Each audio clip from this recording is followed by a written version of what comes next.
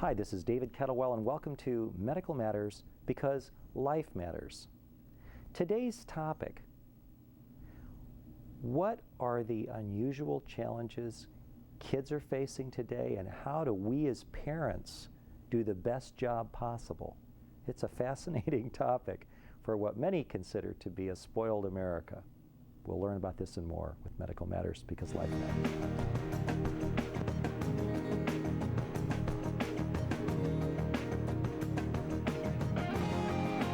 We'll be on the air in our interview here.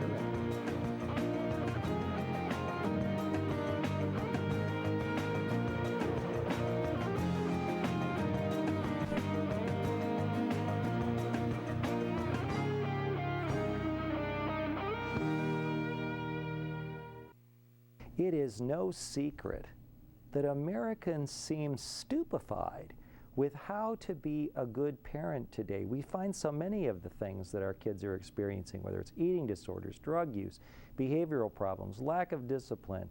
They're problematic, but we're going to have solutions today from our guest, Shepard Goldberg PhD. You are the Director of Psychological and Clinical Services for BryLin Hospitals. Welcome to the show. Thank you so much for having me. Are our kids too spoiled? Spoiled is, yeah. Our kids are too indulged. We're too focused on trying to make things easy for kids, and it's really not the basic preparation for life. Your job as a parent to raise your kids so they can go out in the real world and make it out there. There's going to be frustration. Somebody's always going to be able to do something better. Things are not always fair, and if you don't experience those issues early in life, you're less equipped to deal with them later on when you have to face them in the real world. So to recap your idea, and I'm going to pretend we're in a classroom right now and you're teaching me, but so what you're saying is that it's not the goal of a parent to satisfy all the wants of a child, but more to prepare them to function adequately and successfully as an adult. And function adequately and successfully in life, you have to be able to deal with failures. You have to be able to deal with the fact that you don't always get your own way, that there are things you have to put up with and cope with in life that don't always feel comfortable. Are you saying it's a mistake for a sporting organization to give everybody a gold medal that participates? It's always more fun to be first and win, but that's not life, and it doesn't accomplish anything for a child. If you look at most learning, we learn more from our failures than we do from our successes. We learn what not to do. Remember the anecdote once of somebody meeting with Edison. They're interviewing him, and he tried to fill him in for the bulb, and it didn't work. And they said, "Doesn't that frustrate you?" And he says, "No, I now know 364 things that don't work, and I have to go on and find something new." Resiliency, being able to cope with frustration, is the key to survival. And if kids don't learn this early, they're ill equipped later on when they have to meet the frustration initially that come from school. School is a child's workplace. There is competition. It doesn't revolve around you. And having to learn fitting your place in this and coping with it is part of an adjustment a child has to learn very early, because he's going to face it in the workplace. He's going to have to deal with conflict. There's a basic issue in human behavior. No two people can occupy the same space over time without conflict. How to resolve it between husband and wife, parent and child, teacher and student, with my peers. I have to be able to cope with it. I can't turn off the frustration and the anxiety by taking drugs or drinking or the other things that I have to do. You learn those lessons very early. The world doesn't revolve around you. Your first job as a new parent. What's your first job bringing an infant home? I'm going to get him to sleep through the night. We lived here before you do. We make the rules. You have to adjust to our rules, because that's what's going to happen later on. If we don't start that early, and we're giving in to kids constantly so they shouldn't feel frustrated or their needs are not one, we're ill-equipping them to cope later on. There is a view on the part of some Americans that discipline is bad. Either physical discipline or spanking or whatever, just basically the discipline isn't a good thing. But you're saying that these confines, at least in terms of rules, are very much a part of a healthy human being's psychic makeup. They're basic for our security. You take a young child, let him reach out and touch something he's not supposed to, and you say no. With the next minute to minute and a half, every normal child will go out a second time. But the second time, the hand is out, but the eyes are on you to find out what you're going to do. If the second time you say, no, I learned I'm not supposed to touch it. If the second time nothing happens, now I'm confused. I'm under tension. I have to go back a third time to find out. This is no different than what we do. The speed limit says 55. That's what they say. I will push it to find out when I will get a ticket. And if I find out, I know I can go 62 and it's safe. I set my cruise control. Testing limits and knowing what the boundaries are provides you basic security. So if we don't discipline and set firm boundaries about things that I will no longer tolerate, we also fight battles we can't win. Take an infant, try and feed something he doesn't want. Put it down or spit it out. You can't make a kid eat. You can't make somebody go to sleep. I can't enforce bedtime. You go to bed at 10:30 if you want to sit in a room and read or something. Yes, but I can't make somebody go to sleep. We can't go to sleep on schedule. You can't make somebody eat. So fight battles you can win. Take stands. Kids need to know that my parents stand for something. Do you think parents are confused in today's society about how to parent? Oh, anybody can get a license to cut hair, drive a car. There's no training to be a parent. Anybody can be a parent. And too many of them read too many books about how to do it. Too many of them read too many books? Yeah, somebody writes, breastfeed early, breastfeed late, toilet train early, toilet train. You have to do what's natural to you. And the kid knows this is the way my parents do it. Somebody else's parents do it different. This is the world I live in. I have to be able to make that adjustment. Isn't that based on the idea there is no best way to raise a child? No one best way? That it's different for each parent, what works for them? I have to do what works for me. If mother is concerned about how things are and kids can't touch, I learned my mom's more compulsive. Somebody else is more relaxed. When I get to school, I'm going to have a teacher. One teacher is going to be much more controlled in the classroom. Another teacher is going to have a much more open kind of thing. I have to make it in both classrooms. I have to learn what the rules are and settings, and kids sense it. Dealing with parents, you frequently find, I'm struggling with my kid at home. He spends a night at a neighbor's house or an afternoon, and I get a report how well behaved your kid was, how he was doing. You're talking about my kid? They do know what the rules are, and they do try and get the approval. But if we don't give them guidelines, let them know we stand for something and what's acceptable in our house, we're not preparing them for the real world later on. What's happening with drug use today with kids? Explain a little bit about why they're using drugs. What's happening to society, and what does it say about how the kids were raised, or what the kids are as kids? Well, part of it is like, peer pressure. Everybody's doing it, or trying beer or something. There's peer pressure. But a lot of the drug use is basically related. They feel anxiety or frustration, and they don't know how to handle it, so it turns it off. There's a lot of issues related to the fact that it feels good for the moment, but when the drug wears off, I still have to face the real world later on. And the kids then start using, and then they can eventually become addicted. And then we've got another problem. So it's a self-medication, then, you think? Yeah, we're so busy. Busy day at work. I come home, I'm going to have a cocktail or two to come down. Turn off the frustrations rather than learn how to deal with the fact that living is hard. There's a lot of stress management stuff going on, stress control. It's a crock. Living is stressful. How to handle stress is the issue we have to learn to be able to deal with. And stress comes from dealing with the fact that there is discipline, there are rules, there are social expectations, and most of all, there are consequences for behavior. If you do A, B will follow. And we try and shape that up. And you only do that through effective discipline. Now, I feel the frustration, I feel the anger. I can't turn it off. But a drug use, popping something, it goes away for a while. The problem is the drug wears off. Then I have to deal all over again. But it's hard to deal. Yeah, living is stressful, so I will take more drugs. And eventually we get a real addiction, which becomes bodily. Why do you think that parents of today are hesitant to discipline kids?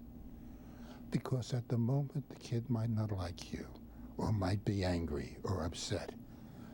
Tough. I love my kids. I want them to love me.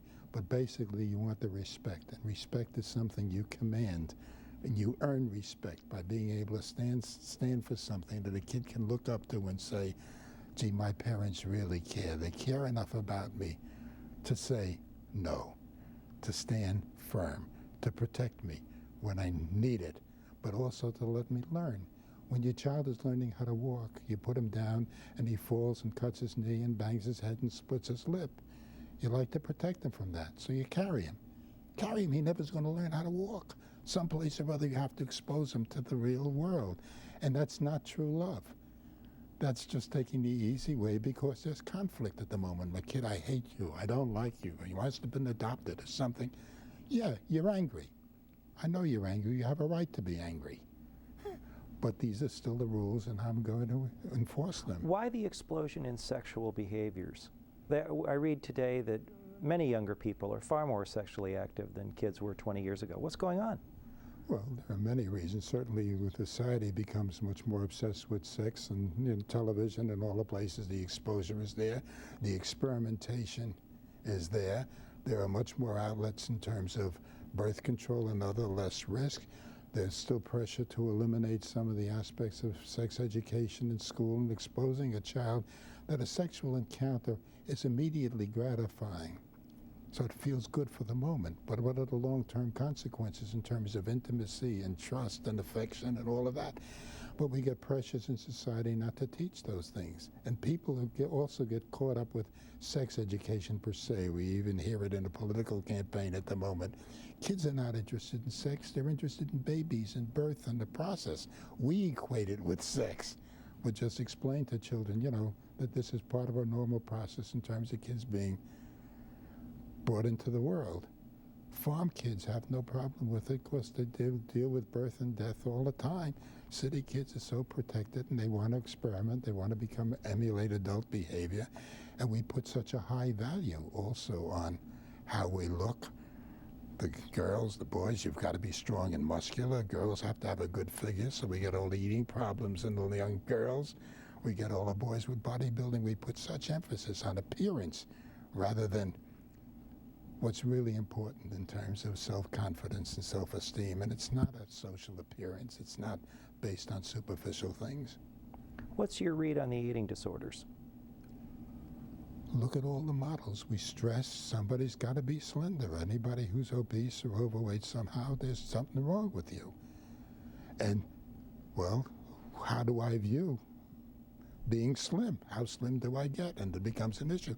The same thing for all the boys, all the bodybuilding. If you're not masculine or strong, like somehow or other, you're defective some way. That's not true. It would be nice to have a nice build. Yeah, but does that make me a bad person or something wrong with me? Are you saying that you think America is prejudiced against overweight people? Oh, so much is judged based on appearance in our culture. How do we measure people in our society? By how much money they make. You know, who makes the most money? The athletes and the entertainers, not the Nobel laureates, not the teachers.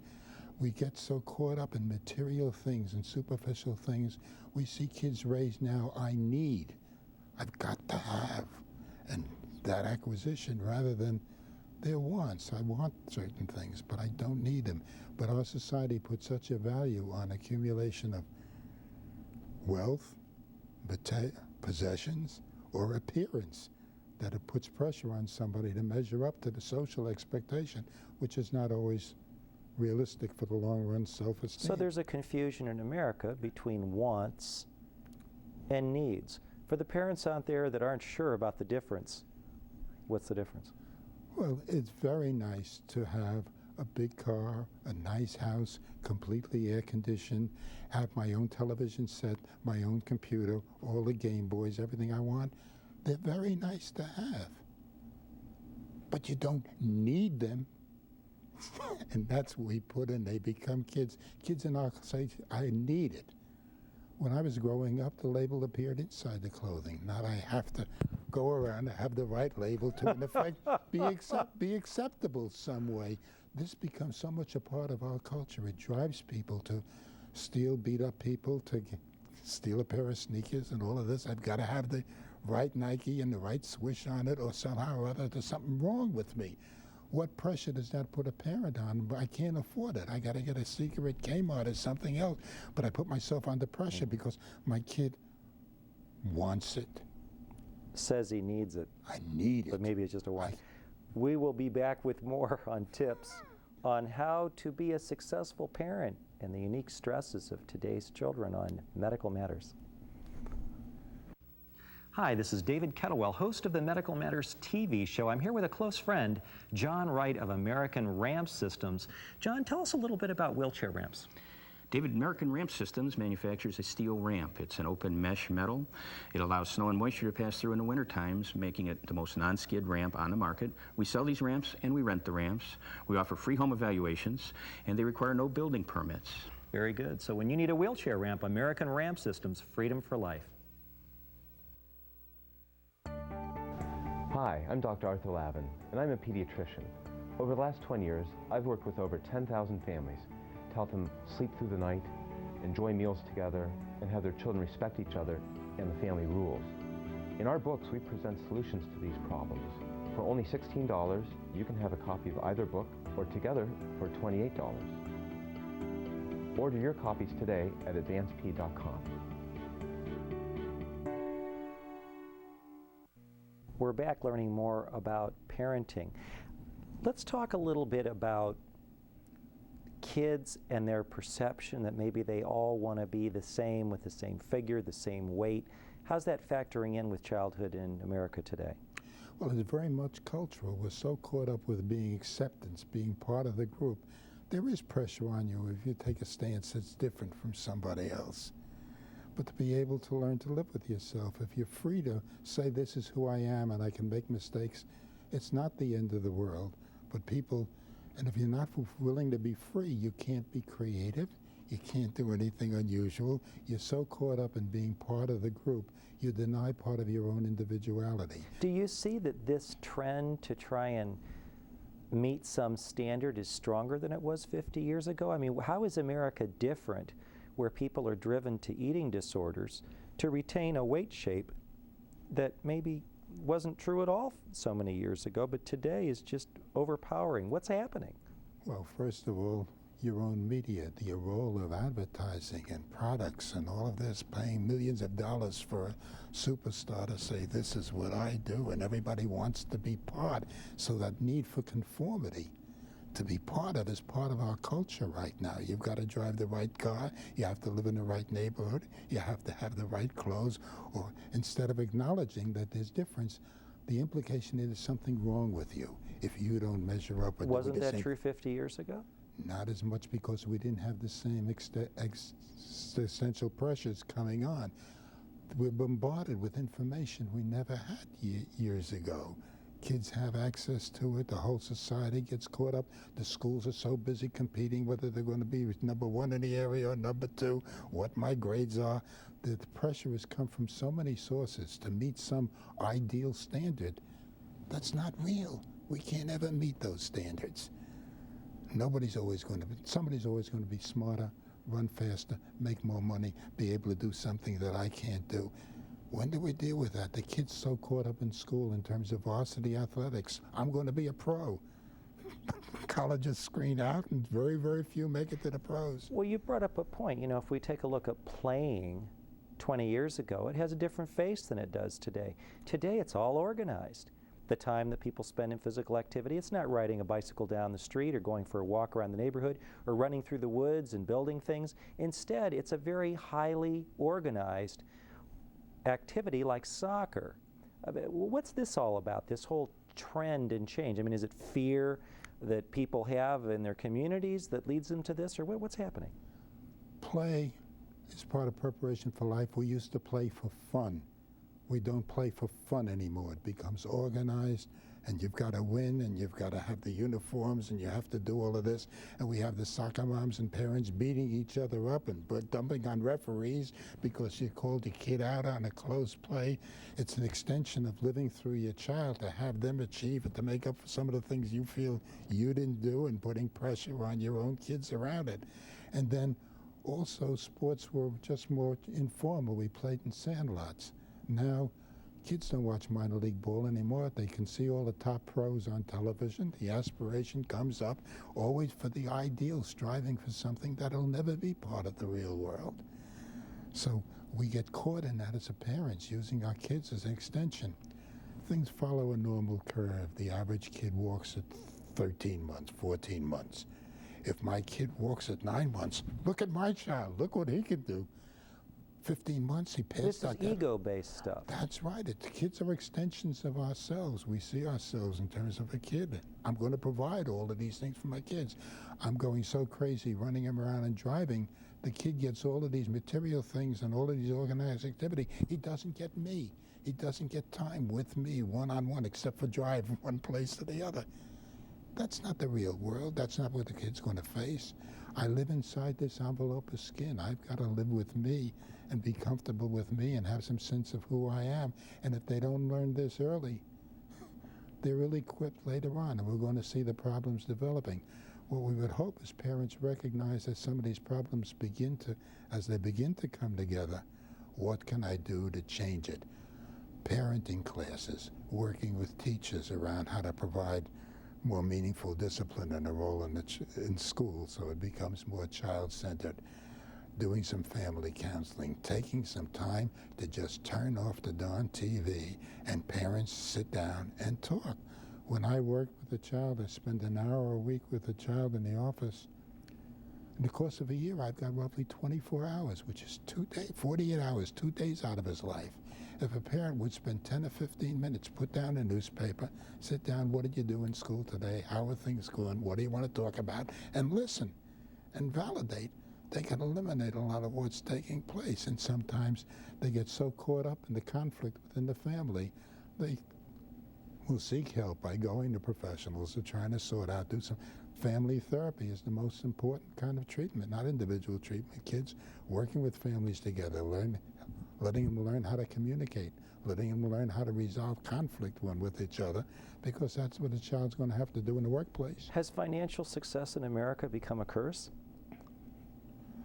Almost to the extent the affluence is there. We don't see the same kind of mental health problems in poverty areas. They're struggling more with deprivation. We had it so good for so long. Now the people getting laid off, they've never developed some of the resiliency and all of the things that come there. There's going to be deprivation. You don't get it along the way.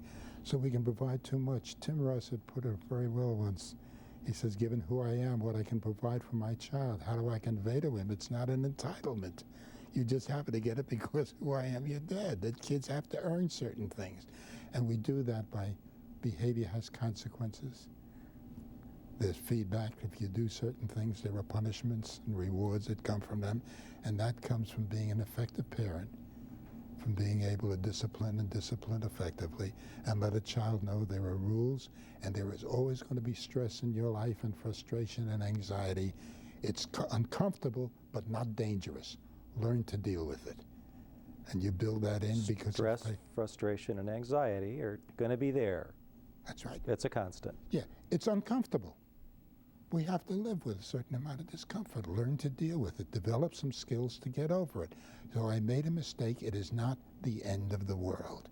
It's not life or death, but by making big deals about every little thing that comes on, we get kids to magnify the extent of the discomfort. It's terrible. It's not terrible. It feels bad at the moment. But your world didn't end. Where do you go on? And every time you can acknowledge and reward a child for the things that he does well, it's like putting money in the bank. It's putting deposits in his self-esteem. You're okay. I want a parent to be the president of my fan club. He thinks I'm the greatest thing that ever happened. He loves me and loves me enough to discipline and take good care of me and nurture me and enhance my sense of worth. If I have some sense of worth, my world doesn't end when I fail. What's the single thing happening in America with kids that you find most troubling to you personally? I think when you talk about the affluence, families in the past, we had to adjust. We're going to go to a movie, which movie we go to, which television show we're going to watch. Now each kid has his own television set in his own room, his own computer. They never learn how to resolve conflict. They don't communicate anymore the way they used to, because there was only one set. Dad wanted to watch something, Mom wanted to watch something, the two kids each wanted to watch something else. Let's get together and come to an agreement. Now all four can go in and watch their own sets, and nobody has to learn how to deal. Then they're going to find out when they get out in the real world later on.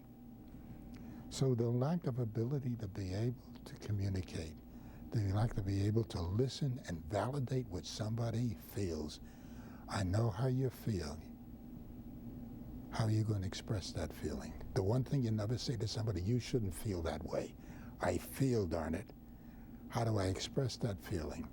How do I deal with the feeling, which may be negative, tension, frustration, anxiety? Is somebody's ability to handle frustration and anxiety negatively impacted by homeschooling?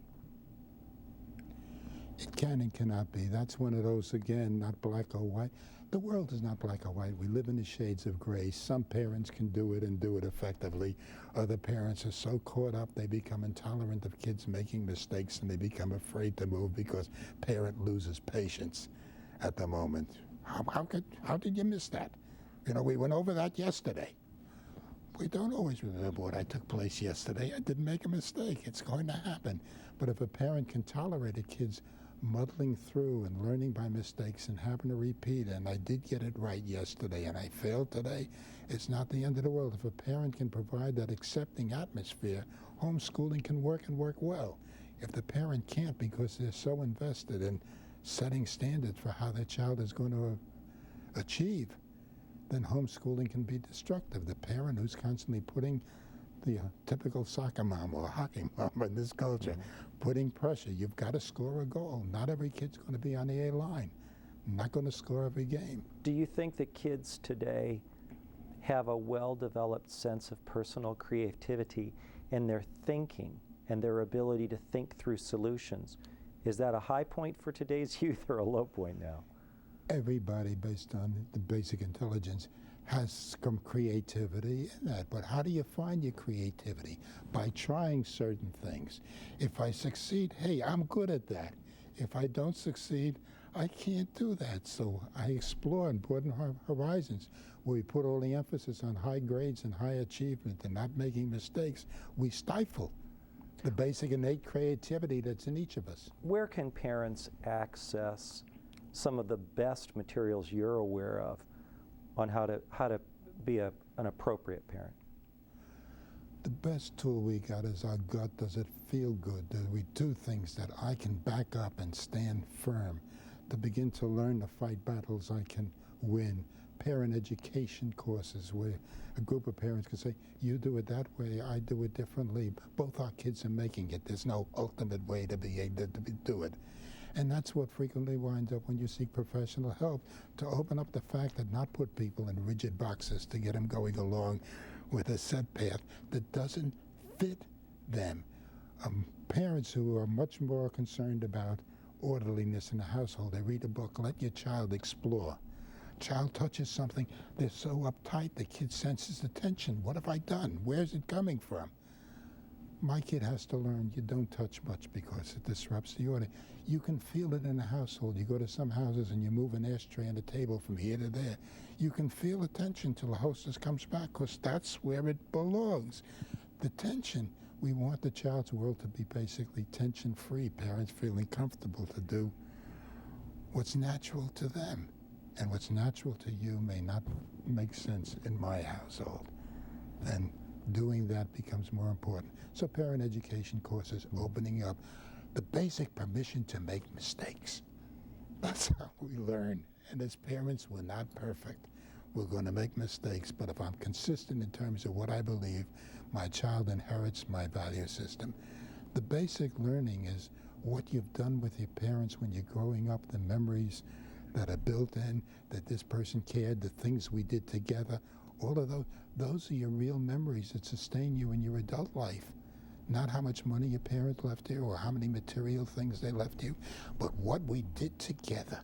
And I can think about that all my life, and it feeds me and generates things. This has been absolutely incredible advice from Dr. Goldberg. Thanks for joining us, and thanks to BryLin Hospital. See you again soon on Medical Matters.